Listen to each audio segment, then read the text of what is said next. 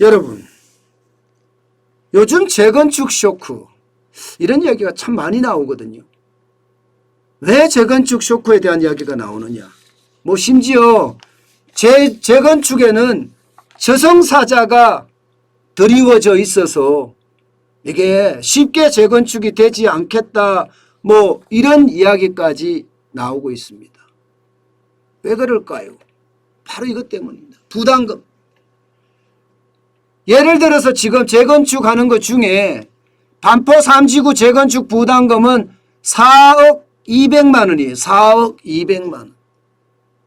그러니까 재건축 부담금으로 생돈 4억 200만 원을 내야 된다는 뜻입니다. 이렇게 되면 여러분 재건축 할까요? 재건축 부담금이 겁나서 재건축 못하겠다 이렇게 이야기하는데도 나타날 수가 있겠죠. 실제로 말입니다. 여러분 이거 한번 보세요. 재건축 부담금이 반포 3지구가 4억 200만 원이지만 다 큽니다. 서초 반포 현대 1억 3,500만 원, 방배 3익 2억 7,500만 원, 신반포 21차 2억 7천만 원, 한강 3익 1억 9,700만 원, 수원도 됩니다. 수원 영통 2구역 1억 400만 원, 과천도 있습니다. 과천 주공 4단지 2억 9,500만 원.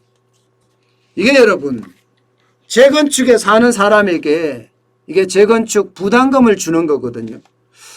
아마 여러분도 이 재건축 부담금 아실 거예요.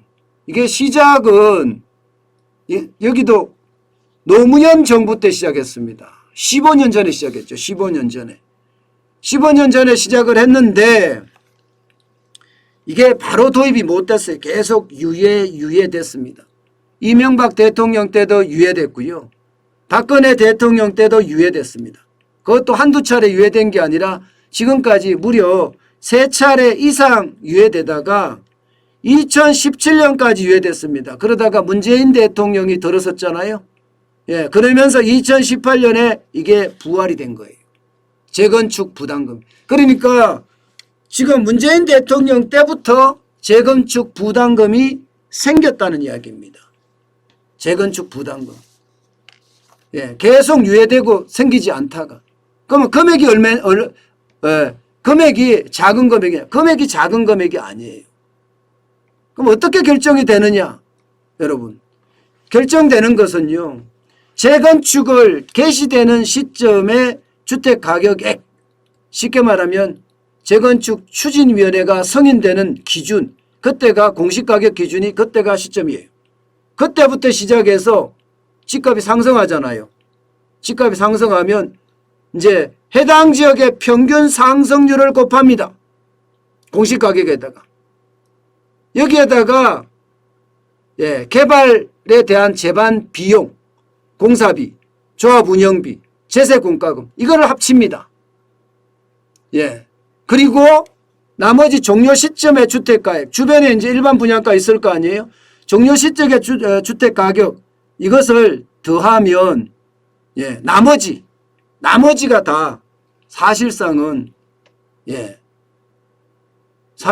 그러니까 이렇게 되는 거죠.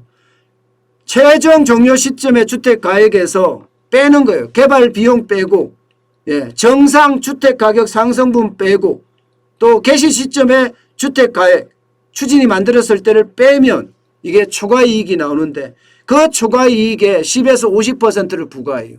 이게 굉장히 많이 부과하는 거죠. 그러다 보니까 재건축 단지에서는요. 이거 봐라. 이러다가는 내가 여기에 한 집에 계속 살았던 이유밖에 없고 집값은 내가 올린 게 아닌데 정부가 올렸는데 왜 나한테 생돈을 내라고 하느냐. 이렇게 지금 반발하고 있는 겁니다. 반발하고 있는 거예요. 게다가 문재인 정부 들어와서 집값이 2배까지 올랐잖아요. 2배까지 오르니까 이게 재건축 부담금도 굉장히 늘었습니다. 재건축 부담금도. 당장 재건축이라는 게 일반 분양 가격이잖아요. 이게 결국은 준공시점에 조합원 주택 공시가격과 똑같은 건데 이 분양가에서 내가 공사비라든가 운영비라든가 제세 공과금 빼고 주택 상승분 평균 상승률 빼고 공시지가 그 당시 시작 시점에 공시지가를 빼서 이거를 다 빼면 재건축 부담금에 나오는데 거기에 10에서 50%를 더 10에서 50%를 적용을 한다고 하면 이게 부담이 된다 이거. 내가 올렸냐 이거. 내가 올렸나. 나는 안 올렸다. 그러면 이게 부담금을 낮춰줘야 되는 것 아니냐. 이렇게 재건축 추진위원회들은 지금 굉장히 반발하고 있습니다. 결국 조합들이 말입니다. 전국 단위의 조직을 만들어서 이제는 더 반발하겠다 이런 얘기까지 나와요. 전국 재건축 정비사업조합연대라는 걸 만들어서요. 예, 지금 계속 투쟁을 하겠다 이런 얘기가 됩니다. 이게 여러분, 예, 저는 그래요. 뭐 재건축 부담금, 초과 개발 이익 환수 뭐 이런 게 불로소득이다. 거둘 수 있다. 저는 어느 정도까지는 뭐 거둘 수 있다고는 생각을 합니다. 예. 그런데 1주택자에게 거둔다고요? 게다가 은퇴자면 1주택자는 수입이 없습니다. 수입이 없는 사람들한테 거둔다는 거 이거는 치는 말이 안 된다고 생각을 해요.